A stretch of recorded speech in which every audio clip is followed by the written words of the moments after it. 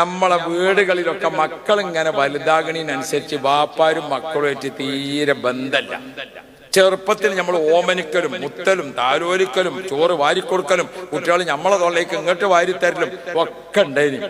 കുറച്ച് ഇങ്ങനെ വലുതാകണതിനനുസരിച്ച് മക്കളും നമ്മളും അകന്ന് അകന്ന് അകന്ന് പിന്നെ ഒപ്പം ഇരുന്നിട്ടൊരു ഭക്ഷണം ആഴ്ചയിലൊരു വെള്ളിയാഴ്ചെങ്കിലും പാപ്പയും മക്കളും ഉമ്മയും ഒരുമിച്ച് ഇരുന്നുങ്ങാണ്ട് ഒരു ഭക്ഷണം കഴിച്ച് സന്തോഷം അങ്ങോട്ടും ഇങ്ങോട്ടൊക്കെ ഒന്ന് പറഞ്ഞ് ഒരു പപ്പടം പാപ്പാക്ക് ഇങ്ങോട്ടിട്ട് കൊടുത്ത് ഒരു ഇറച്ചിക്കണ്ണ അങ്ങോട്ട് മകൾക്ക് ഇങ്ങോട്ടിട്ട് കൊടുത്ത് ഒരു സന്തോഷത്തിലൊരു ഭക്ഷണം കഴിച്ചിങ്ങാണ്ട് ഒരു കൂടിയാടിങ്ങാണ്ട് നിൽക്കണ്ടേ?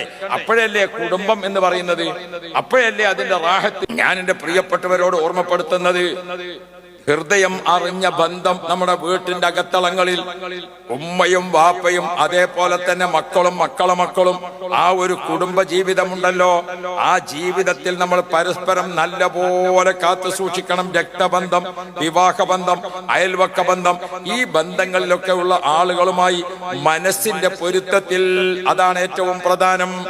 നമ്മളെ കുട്ടികൾ വാപ്പാക്കും ഉമ്മാക്കും തന്താ തള്ള എന്നൊരു പേരുണ്ട് എന്ന് എവിടുന്നേ പഠിച്ചു? നമ്മൾ പറയും മറ്റേ ചെറുക്കനെ കൊണ്ടാണ് പഠിച്ചത്. ആര് പറഞ്ഞു? നിങ്ങൾ ദേഷ്യം പിടിച്ചപ്പോ പറഞ്ഞു എന്റെ തള്ളനോട് പറഞ്ഞു, തള്ള പറഞ്ഞത് തന്തനോട് പറഞ്ഞോളാം. അങ്ങനെ വീട്ടിൽ നിന്ന് തന്നെയാണ് ഉമ്മാക്കും പാപ്പാക്കും ഏത് പേരുണ്ട് എന്ന് പഠിച്ചത്. നമ്മളെ കൊണ്ട് തന്നെ അത് പഠിച്ചത്. ഞമ്മൊരു മാതാപിതാക്കളായാൽ